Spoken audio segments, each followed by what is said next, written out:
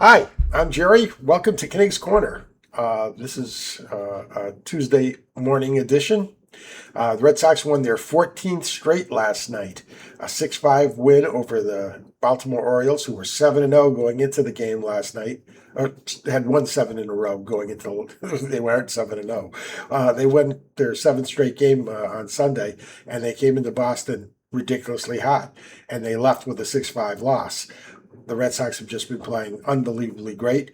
The game was back and forth the entire way. The Orioles took a 1-0 lead. The Red Sox made it 3-1. The Orioles made it 3-3. The Red Sox made it 4-3. The Orioles made it 5-4. The Red Sox made it 5-5. And then with 2 outs in the bottom of the eighth, Durbin blasted a home run. What a turnaround he's given the Red Sox. And that gave them a 6-5 lead going into the ninth. They brought Chapman in, who has not been, he's been a bit shaky lately, not giving up any runs, but making you sweat, unlike what he was doing earlier in the year. He walked the leadoff man, never a good thing, struck out the next two, and then Gunnar Henderson, who seems to really have his swing going right now, lined a double off the left field wall, his third hit of the game. And that put runners on second and third, bringing up old friend Tyler O'Neill. And Tyler went down 0-2 and then hit a bullet that was snared by Chang at shortstop for the Red Sox to ice the victory. And just fantastic. Whitlock got the win. He was 5-1. Chapman the save, his 21st. Fantastic. Along with the home run by Durbin, the Red Sox were aided by 3 hits. One of them sort of shaky by Contreras, but he'll take it, hometown cooking, and 2 hits by Abreu. Totally started the game for the Red Sox, and this is where I think I mentioned this earlier that Tracy made a big mistake. Totally wore down as the game went on. He had 9 strikeouts, which is good, but he did give up a number of hits, like 8 hits, and with a 1-run lead, he let Tolley stay in to face the batter. I think he should have pulled him for Guerrero, and the batter got a hit. And then, incredibly, he left him in for the next hitter, who also got a hit, and that's what gave the Orioles a 5-4 lead.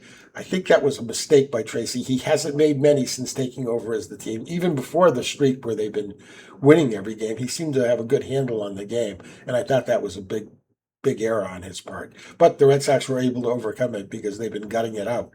I think they've had 6 comeback wins in this 14-game streak, something they didn't do at all in the first 70, 80 games of the season.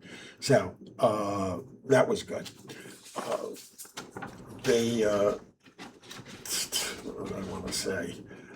The pitching for tonight, as they go for win number 15, is Ranger Suarez going for the Red Sox against Kyle Bradish. Bradish is 6-9, not all that solid. A lot like Shane Baz from last night, so that should be put the Red Sox in good stead to try to take that 15th victory. Last night was a good night. I've been bringing you up to date on how the teams that are around the Red Sox are doing in the wild card race, and there are 8 teams in the mix with the Red Sox, and they went 4-4 last night. Cleveland, New York, Tampa Bay, and Seattle all won. The losers were Minnesota, Toronto, Baltimore, of course, and Texas.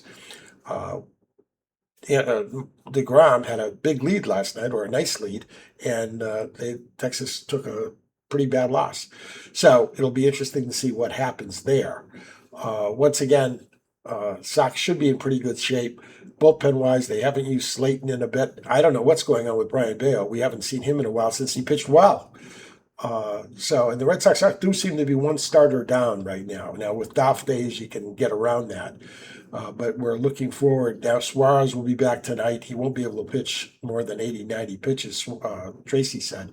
And I agree with that. And we'll see what happens with Connolly Early, who at least threw a little bit last week. We need to get him back and going. Trade deadline now is less than 2 weeks away. It's 13 days. What will the Red Sox do? We've already talked about it a little bit. A lot of names out there. Luis Garcia Jr. has been named. He's a first baseman, but he can play other positions as well. So we'll have to see what they do there. Whether Hunter Goodman is being made available. He's a catcher for Colorado. He's got 30 home runs. A big right-handed stick like that would be I don't know how good defensively he is. So, and that's a focus of how the Red Sox are winning these days. So that would be important too. And then of course there's infielders like Neto or Jeremy Pena. The Astros say they're not going to trade Pena, but he wouldn't be a bad addition. But he wouldn't fill. He's a terrific shortstop. So don't get me wrong. But the Red Sox also are looking for a little bit of pop from the right side of the plate, and he wouldn't really give that. Neto would. So it would be interesting to see what you'd have to give up to get him. But that's all in 2 weeks. We'll be talking more about the trade deadline as we get closer, where it certainly looks like the Red Sox now will be a buyer and not a seller. About 4 or 5 weeks ago, they were looking at being a big seller. They had a lot to sell, but that doesn't appear to be the case now. Now, one thing that you can, once again, I've told you this 3 weeks ago, that you're going to hear Red Sox management say no matter what they do, well, we're going to be getting Crochet and Anthony back, and that's more than we could have hoped for at the trade deadline. While true, other teams are going to be out there. I was watching Boston has entered the chat yesterday, and Lucy Burge was saying that she doesn't want to see the Red Sox do anything. And you're wrong, Lucy. And the reason you're wrong is because the teams, I mentioned 8 teams that the Red Sox are in competition with for the 3 playoff spots. Well, they're going to be doing things. They're going to be adding on. So if you're not doing that, you're falling behind. Let's not let this 15 games, or really it's greater than that because it's like 18 out of 20 or 19 out of 21. Let's not let that fool us into thinking that we're all set, because they're not. It'll be interesting to see what they do. So we'll see what the Red Sox do tonight. Hopefully good. And that's our show. Once again, I'm Jerry. This is Kinnick's Corner. If you like the show, give it a like, give it a subscribe. We're trying to grow. It'll help our algorithm. And if you'd like to leave a comment, we like that too. So go Red Sox, and we'll talk to you tomorrow. Bye now.